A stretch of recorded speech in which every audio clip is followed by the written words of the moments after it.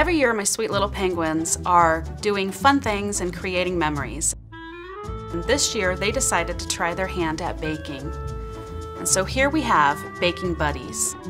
I love the little gumdrops and the little candy canes and all the little candies on the rooftop and just how that frosting sparkles. It's just perfect. One of my favorite parts about it is this little guy right here, because he is taking it very seriously and wearing his little chef hat. This ornament here reminds me of the holidays and getting my boys into the kitchen. I love to do that. I love to include them to decorate cookies and even try their hand at making gingerbread houses.